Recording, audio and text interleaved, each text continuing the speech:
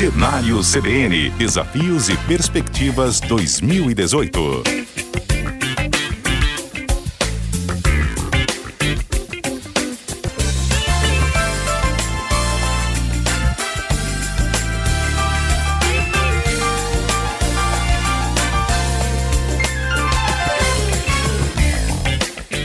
Muito bem, o Cenário CBN de hoje, Cenário CBN 2018, conversa com o pecuarista, empresário da área de comunicação e presidente da FENAPEC, Frente Nacional da Pecuária de Corte, Chico Maia. Chico está aqui para bater um papo e nos mostrar um pouco a visão para o cenário de 2018. Chico, tudo bem para a gente receber aqui?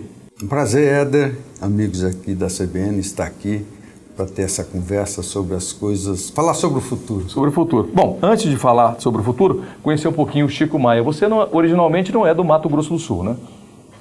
Eu faço parte dessa grande quantidade de pessoas que vieram aqui para esse estado buscar dias melhores. Eu sou nordestino, estou aqui há praticamente 50 anos. 50, bom, já é então da terra, já se considera sul-mato-grossense. Amo Campo Grande, acho o melhor lugar do mundo. Uma curiosidade, na sua família não é só você que é Francisco não, né? Não, eu acho que nós devemos até participar do Guinness. Tem 42 Francisco, eu sou 6 irmãos Francisco, todos os sobrinhos Francisco, o que dá uma grande responsabilidade. Quando você tem 42 Francisco na família, você é obrigado a fazer as coisas certas para não sobrar a bronca para os outros. Agora, se alguém acertar na cena, só ele que leva o prêmio. Bom, o Francisco, o Chico Maia, né, é empresário do setor de comunicação e pecuarista. Qual que é a paixão? Empresário como na área de comunicação ou pecuarista? Você cria Brahma e também Guzerá, isso? Guzerá. Não, eu, na verdade, eu sou um curioso, gosto do campo, minha origem é do campo, meus pais, desde que eu me conheço por gente, é produtor rural. Hoje, no setor de produção rural, eu trabalho com plantação de floresta. Eucalipto? Soja, energia e pecuária, que eu tenho uma paixão pelo Guzerá e agora estou criando brangos também. Brangos, né? Bom, então você está na pecuária e na floresta e também na agricultura, na área rural. E também é empresário na área urbana, na área de comunicação. Exatamente. Mas você também, você por muito tempo defendeu a classe ocupando cargos de entidades como, por exemplo, a Acrisul. Você sempre esteve envolvido em movimentos em defesa do produtor. Bom, de modo geral, já que nossa conversa aqui é sobre o cenário para 2018 e focando o setor rural, de modo geral, qual a avaliação que você faz do pecuarista rural brasileiro? Eu acho que o produtor rural é um guerreiro, é um cara que desempenha um papel fundamental, é um homem de base religiosa, é um homem de princípios, é um homem de família, que acorda cedo, contribui imensamente para o país e que vive momentos de oscilação como toda a economia e todo o mercado, né? Faz o maior esforço para não abrir mão do seu patrimônio, trabalha muito. O negócio oscila muito, uma hora a arroba do boi está de um preço, está de outro, o leite é a mesma coisa, você vê o pequeno produtor de leite. O agricultor usa toda a sua tecnologia, trabalha muito, arrisca tudo e quando tem uma superprodução não tem preço. Então você vive num país de louco, onde somente um sujeito destemido, com muita coragem, pode superar esses desafios. Então, o produtor rural, o agricultor, o cidadão, tanto de aves, tudo. Não digo herói, porque o herói, eu acho que somos todos nós brasileiros que sobrevivemos com a carga pesada dessa. Mas é uma pessoa extremamente importante para o nosso país. Bom, diante desse mercado conturbado, louco, que você acaba de nos relatar, né, na sua visão, a gente tem várias situações do pecuarista, né? Preço da arroba do boi, política, mercado mundial, mercado global. Você acredita que o pecuarista brasileiro tem percepção desse mercado global e ele sabe se comportar diante da demanda mundial de carne? Tem. O produtor do Mato Grosso do Sul, ele é tecnificado, ele é um homem de grau de escolaridade alta, ele assimila muita tecnologia. Hoje o nosso estado é muito evoluído na questão da integração, nós temos o mosaico econômico do Estado bem dividido, numa região floresta, na outra agricultura, a pecuária concentrando-se mais no Pantanal. Só que os nossos esforços, a nossa capacidade e a nossa inteligência, ele não supera as nossas dificuldades, o custo de produção. Quer dizer, há uma desigualdade muito grande. Você sabe que as commodities, os preços mundiais equilibrados, mas como é que você pode concorrer se um trator que você compra aqui, ele custa quase o dobro de um trator da Argentina, os defensivos agrícolas aqui mais caros, os insumos nem se fala. Então, custo de produção altíssimo, que você tem que concorrer. Não é por quê? Porque nós temos clima favorável, solo favorável e um agricultor muitíssimo tecnificado hoje, né? Uma agricultura de precisão. Chico, em sua opinião, o produtor rural brasileiro é reconhecidamente fundamental para a sociedade? Sem dúvida nenhuma. Eu acho que, assim como todas as profissões, a mais antiga das profissões é do agricultor. Se você vive num grande centro, você sabe que tem alguém na roça, tem alguém no campo, tirando leite, acordando de madrugada, produzindo proteínas vegetal ou animal, para que você continue o seu mistério na grande cidade. Então é uma profissão e uma atividade econômica fundamental e que hoje é quem sustenta o país. Todos os índices que tem aí de balança comercial. Mas o homem da cidade, o homem urbano, será que ele tem essa percepção? Eu acho que tem, certamente tem. O que acontece é que a gente tem que parar de ser vítima, de se achar que é coitadinho. É claro que há um impacto, vez ou outra, quando você assiste uma novela ou um noticiário e tem uma questão indígena, aí tem uma questão de um sem terra, e você olha apenas por aquele olhar, sem saber a questão e a causa das coisas. Quando você começa a ver com maior profundidade que isso não é bem assim, você vem à luz e o produtor rural é um ser extremamente trabalhador e é um exemplo para todos nós. A gente percebe que você é uma pessoa extremamente positiva, com um olhar altamente construtivista. Mas vamos falar um pouquinho sobre entraves na cadeia produtiva bovina enquanto produtor rural. Existe, ou quais são os entraves na cadeia produtiva que você percebe, que você vê? Quanto a mercado, política, economia, tecnologia, logística, quais são os entraves? Eu acho que, em primeiro lugar, é o custo de produção, né? O custo para se produzir no Brasil, o preço dos insumos é muito alto. Mas o que encarece? Impostos? Impostos, né? Eu acho que em todo segmento, impostos, né? Nós somos a carga tributária. Nós somos uma legião de escravos que trabalham dia e noite para um sistema corrupto, nefasto e que dá vida boa para meia dúzia de pessoas que vivem encasteladas nesse país. Então, todo brasileiro, desde o trabalhador mais simples ao trabalhador mais qualificado, paga uma carga tributária imensa sem ter nada de troca. Nada, absolutamente nada.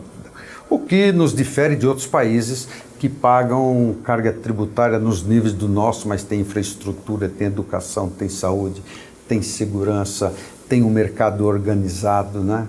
Enfim, é muito difícil essas concorrências, mas eu acredito que o mercado internacional, hoje, nós temos uma grande vantagem sobre tudo. No dia 1º do ano, nasceu 375 mil crianças. Isso nos dá uma esperança enorme que o nosso negócio é infinito. Esse país é um país maravilhoso. Nós somos quem alimentamos o mundo. Então, as nossas possibilidades são extremas. Nós jamais iremos discutir tecnologia de ponta, né, com as grandes inteligências indiana, chinesa, americana. Nós vamos discutir, sim, produção agrícola. Que é o dom natural do Brasil. E nós temos que dedicar as nossas forças, as nossas atividades, onde nós temos expertise. Não adianta você, um país que tem um clima desse, um país tropical, que tem terras boas, que tem uma mão de obra qualificada e que tem capacidade de produzir proteína animal, produzir proteína vegetal, tem uma super safra, né? Safrinha, você planta 2 vezes milho, você uma floresta plantada de eucalipto, enquanto você corta com 6, 7 anos, lá na Ásia e nos outros países você precisa de 15 anos para cortar. Então, isso aqui é um solo abençoado.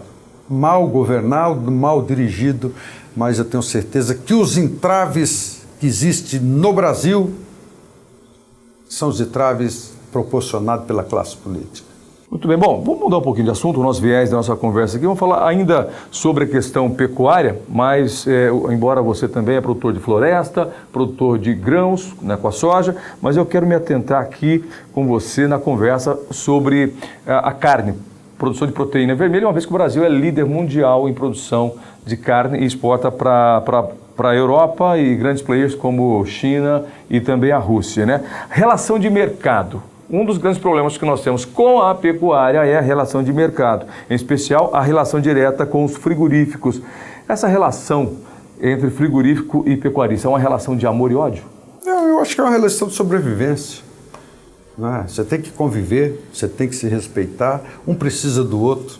E nós temos que parar com aquele negócio que antigamente você tem que torcer para que o frigorífico quebre. Nós temos que torcer para que ele ganhe dinheiro, que ele seja saudável, mas que respeite e remunere bem a sua fonte, não é? Que é o produtor rural. Então nós temos que ter uma relação aberta. Eu, quando estava à frente da Acrisul, trabalhei muito junto com os grandes frigoríficos, primeiro para quebrar essa cadeia do monopólio, depois junto com as grandes redes, Marfrig, JBS, nós começamos a discutir protocolos para melhorar a remuneração da carne, para começar a fornecer uma carcaça diferenciada, porque o produtor produzia, tudo era boi, e hoje você vê que já houve um avanço muito grande em cima de tecnologia, IATF, seminação, transferência de embrião. É um trabalho a quatro mãos, então. É um trabalho, ninguém prospera só. Tem que ser um segmento. A cadeia é só em cadeia. Porque existe, você veja, setores meio esquizofrênicos. Por exemplo, eu atuo no setor de energia. Então eu produzo energia. Vendo a minha energia a um frigorífico, por exemplo. Eu entrego a minha energia a um frigorífico por R$230 o megawatt. Aí, baixa a água, eu tenho que comprar a energia para abastecer o frigorífico. Eu pago 570. Então eu compro a 570 e entrego a 230. Essa mesma energia que eu estava pagando há 30 dias atrás, 570, esse mês caiu para 170. Como que alguém pode planejar num país onde você vende o seu produto no mês a 570 e no outro mês você vende a 170? Então, são essas incertezas, é essa instabilidade que faz com que o investidor coloque um pé atrás, porque dinheiro está sobrando no mundo, qualificação nós temos, vontade de produzir nós temos. O que falta são regras que dê segurança e que dê certeza para quem investe seu dinheiro. Bom, organização. Se o produtor rural fosse mais organizado, ele tivesse mais informações para desenvolver, né, um sistema cooperativo, por exemplo. Se o pecuarista, porque de modo geral a agricultura já é organizada em cooperativas e outros setores também, né? Organizar a pecuária em cooperativa seria uma saída para poder dirimir essas questões? Eu acho que o cooperativismo eu defendo principalmente na questão do pequeno produtor, dos assentamentos. Nós temos aí um número imenso de assentamentos no estado e que está naquela política antiga e retrógrada. Nós temos que incutir nesses assentamentos a cultura e a prática do cooperativismo, que é a força através da união de todos. Vai dar um incentivo para uma agroindústria, ela tem que vir e ela tem que também ter responsável de trazer aquele assentamento ou para produzir leite cooperado, ou para frango, ou na integração. Então, fazer essa junção da força do trabalho com a força inclusive o pecuarista, transformar. O grande pecuarista, ou pecuarista mais independente, às vezes a gente tem que entender, as fazendas são longe, ele sai cedo de casa, viaja 200, 300, 400 quilômetros, vai para a sua fazenda, fica a semana inteira lá trabalhando, fim de semana vem para acudir e para estar no calor da sua família, então naturalmente não sobra tempo para ele ficar mais reunido como um sindicato de banco, um sindicato do mercado. Então, a atividade dele, pelas distâncias e tudo, pouco tempo que às vezes sobra para ele, ele fica mais junto com a sua família, mas está melhorando. Ele está se tocando. Hoje, por exemplo, no meio da classe do produtor rural, já começa a ter uma grande consciência de que tem que participar, por exemplo, politicamente. Uma pesquisa que fiz, 85% do produtor rural diz que a política é muito importante. E a política não só de eleger alguém, mas a política de você, junto com os seus, escolher o melhor caminho para produzir, para vender, para comercializar. Muito bem, o cenário CBN 2018 conversou com o empresário e pecuarista Chico Maia, a quem nós agradecemos. Muito obrigado pela sua participação aqui no cenário CBN 2018. Obrigado, um abraço a todos. Cenário CBN, Desafios e Perspectivas 2018.